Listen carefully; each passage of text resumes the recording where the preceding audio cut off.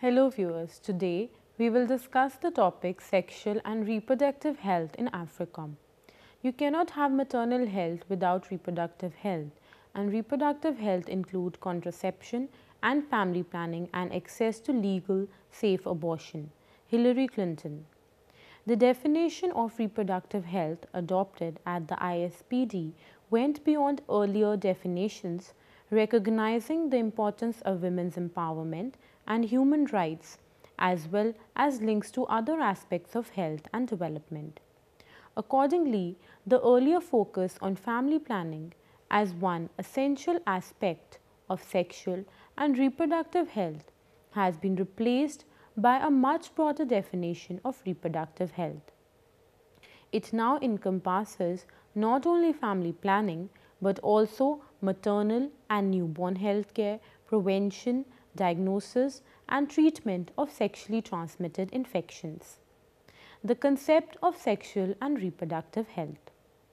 Reproductive health refers to a state of physical, mental and social well-being and not merely the absence of disease or infirmity in all matters relating to the reproductive system and to its functions and processes and across all stages of life.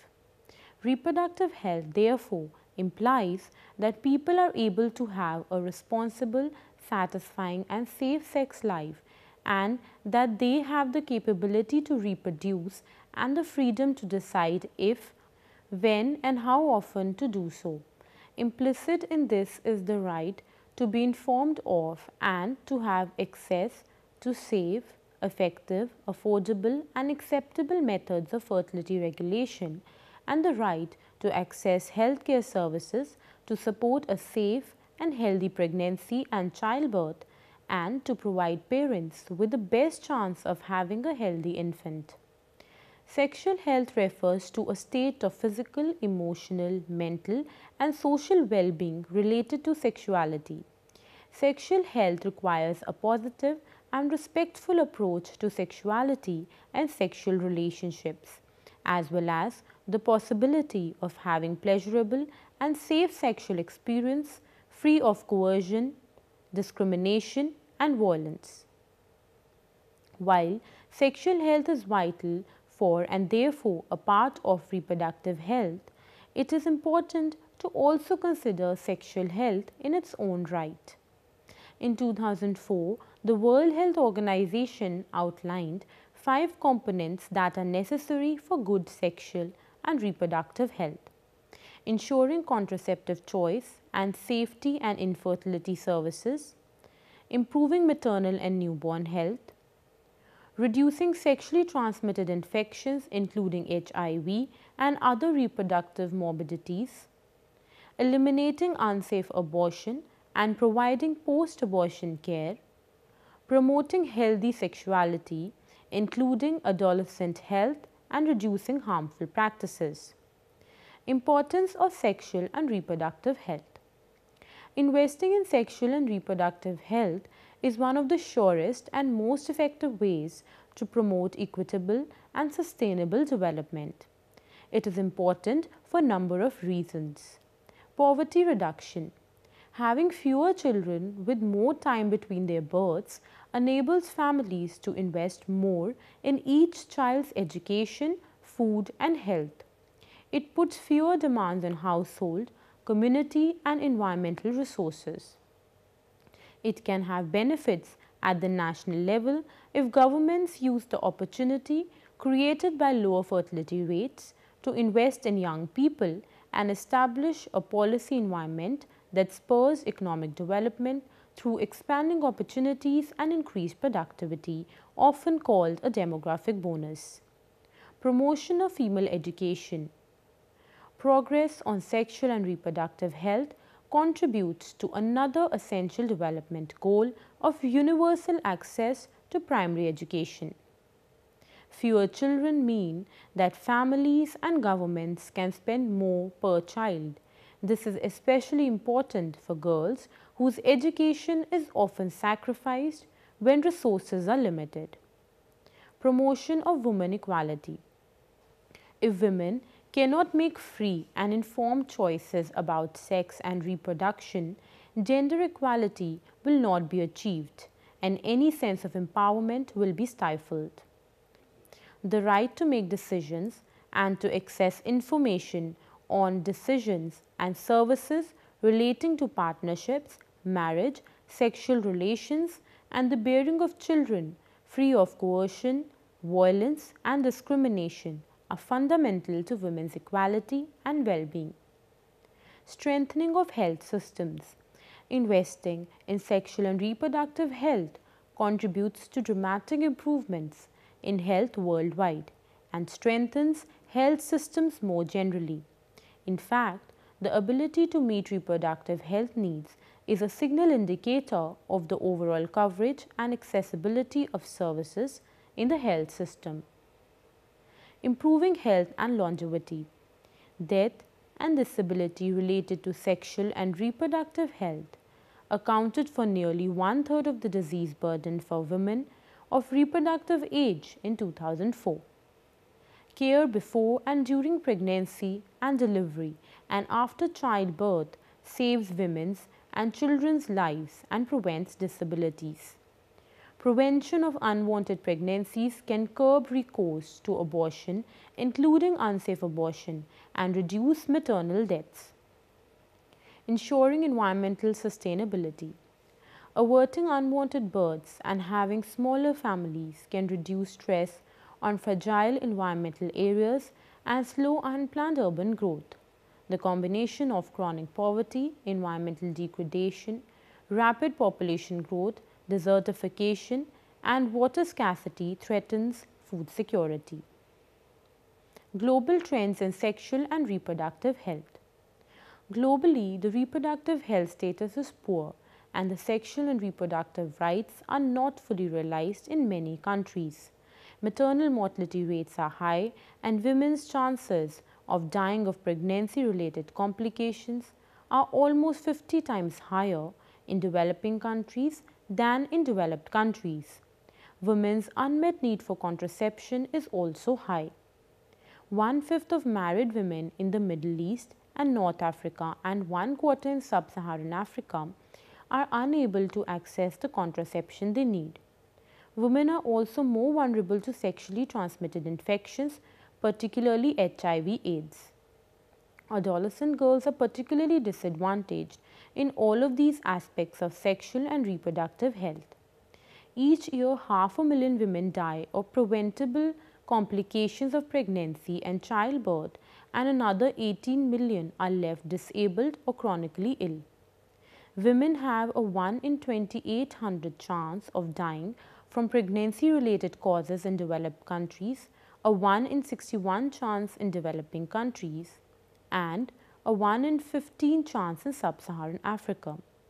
In the mid-1990s, the World Health Organization estimated that some 120 million women had an unmet need for contraception. Among countries with data for both 1990 and 2000, there has been a slight drop in the share of women with unmet need, but the level of unmet need remains high, especially in Sub-Saharan Africa and in the Middle East and North Africa. Malnutrition significantly increases the risk of poor reproductive health outcomes, and multiple pregnancies at short intervals may aggravate women's nutritional status, resulting in poor maternal health overall. Because malnutrition weakens the immune function, malnourished women are less resistant to infection. Data on low body mass index, a measure of chronic malnutrition in adults, show that 34% of women in South Asia and 18% in Sub-Saharan Africa are malnourished. By comparison, the prevalence is 4% in developed countries. Reproductive health problems are particularly acute for adolescent girls because they have the highest levels of unmet need for contraception and are the most vulnerable to unwanted pregnancy and sexually transmitted infections including HIV. Many sexually active adolescents do not use contraception. Marriage contributes to a series of negative consequences for young women and the societies in which they live. The Table 1 shows the adolescent fertility rates for different regions in 1990 and 2000. In the developed regions, it has declined from 19 to 16 live births per 1,000 women aged 15 to 19. It has also declined in East Asia and Pacific, Europe and Central Asia, Latin America and the Caribbean, and Middle East and North Africa to 38, 41, 76, and 25 respectively. The decline has been substantial for Middle East and North Africa. In South and West Asia, the adolescent fertility rate increased from 71 to 84 in 2000. In Sub-Saharan Africa, the rate was higher as compared to all other regions in both years and increased from 128 in 1990 to 133 in 2000. The Table 2 shows the HIV prevalence rate in different regions among population in age group 15 to 49 in 2004. The rates were the highest for both women and men in Sub-Saharan Africa and stood at 8.4 and 6.4 respectively. Globally, the rate was 1.1 for women and 1.2 for men.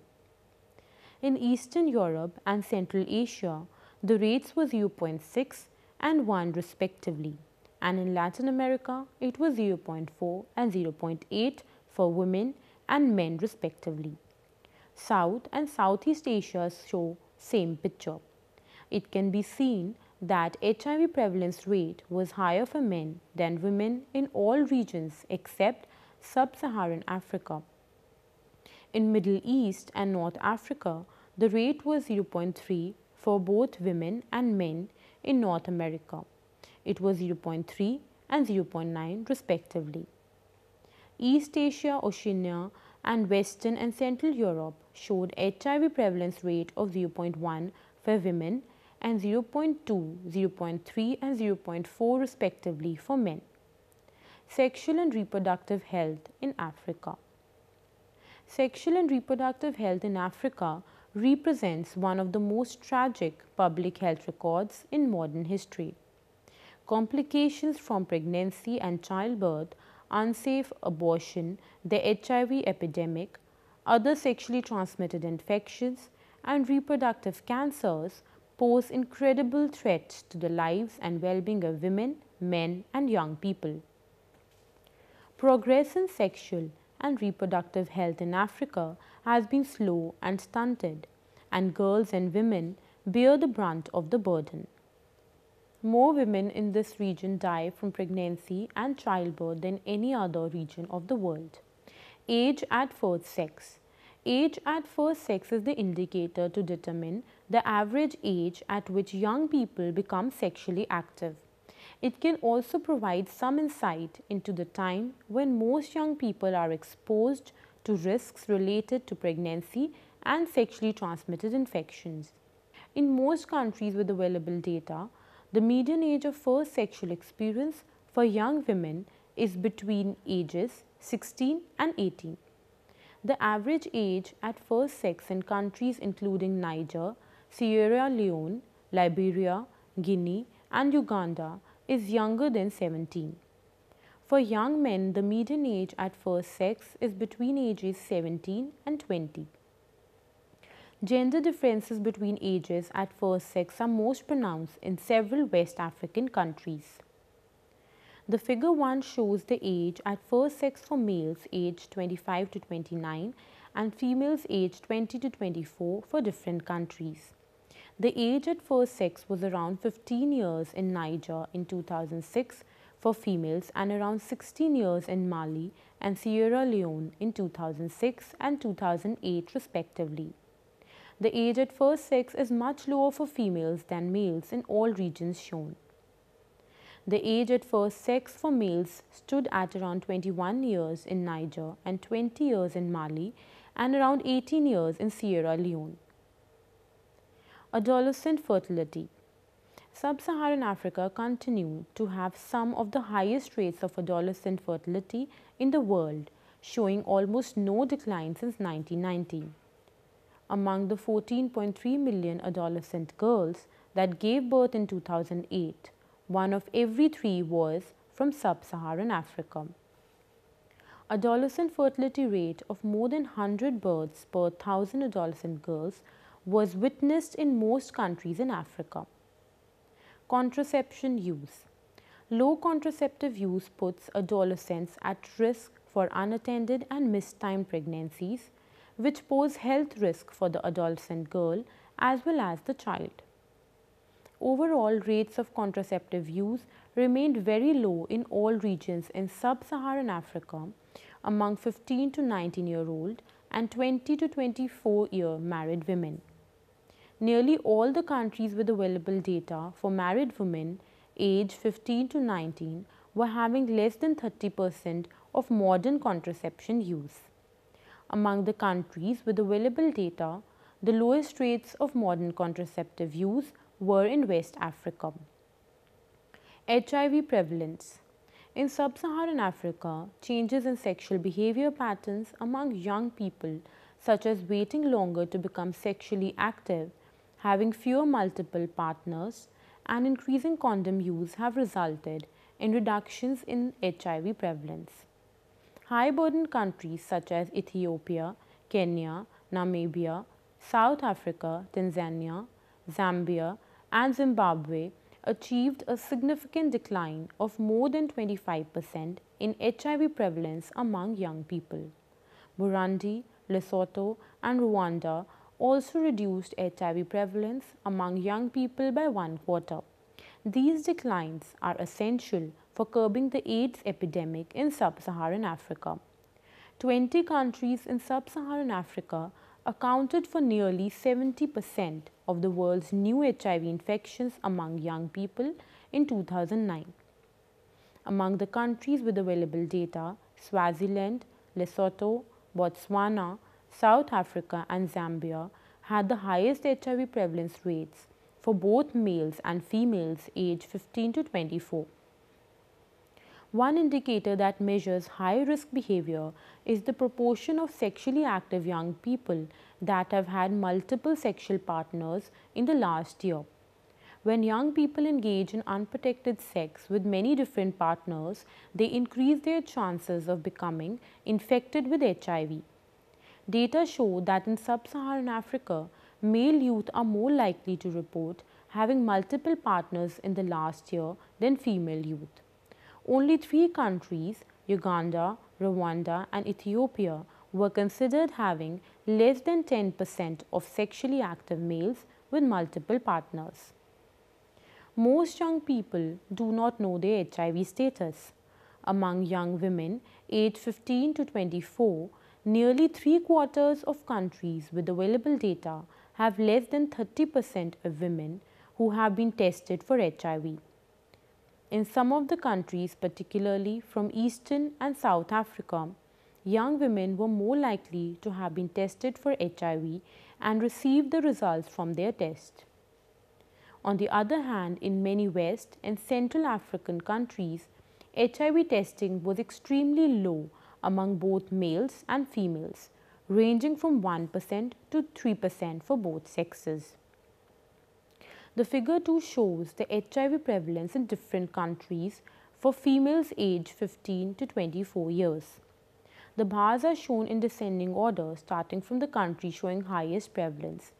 Swaziland witnessed a rate of 22.7 in 2006 to 07.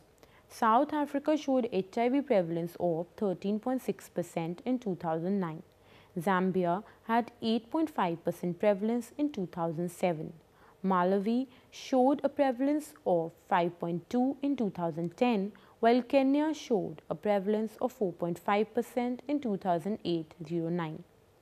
Congo and Rwanda had a prevalence of 2.4 and 1.5 in 2009 and 2010 respectively. Mali had a prevalence of 0.6% in 2006. Sexual violence. Among female adolescents aged 15 to 19, the Democratic Republic of the Congo, Uganda, Zimbabwe, Malawi, and Zambia reported more than 50% of girls experiencing sexual violence.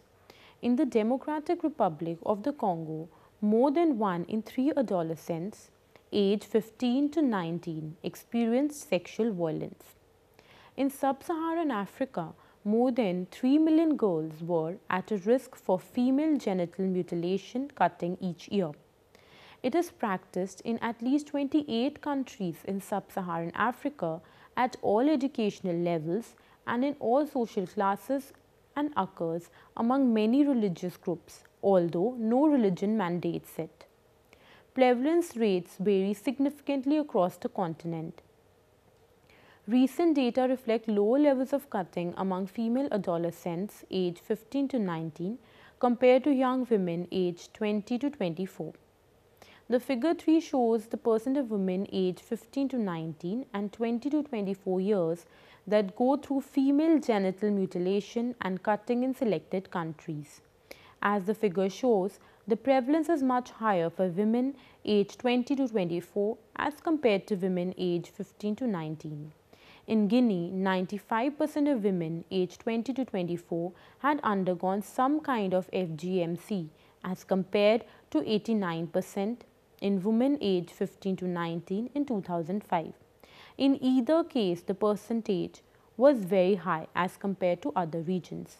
In Ethiopia, this percentage was 73 and 62% respectively in 2005. In Burkina Faso, it stood at 70 and 60% respectively in 2006. In Sierra Leone, this percentage was 87 and 70 respectively in 2010. The figure 4 shows the changes in the proportions of safe and unsafe abortions per 1,000 women in ages 15 to 44 in 1995 and 2003.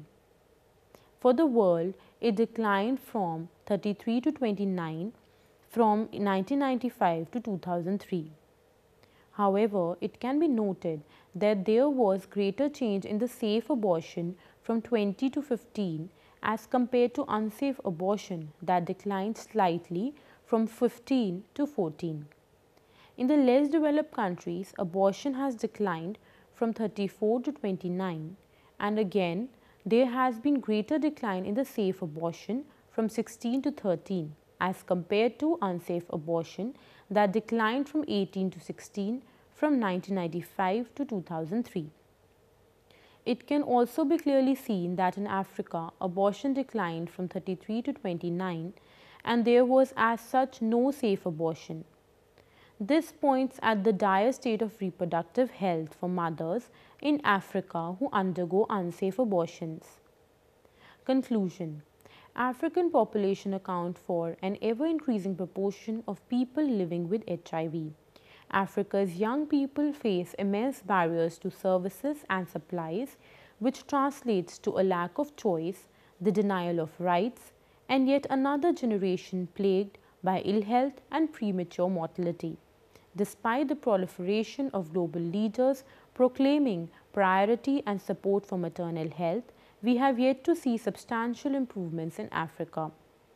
By substantially increasing funding and implementing policies that support women's health and enrich their lives, Africa can advance towards a better and healthier society.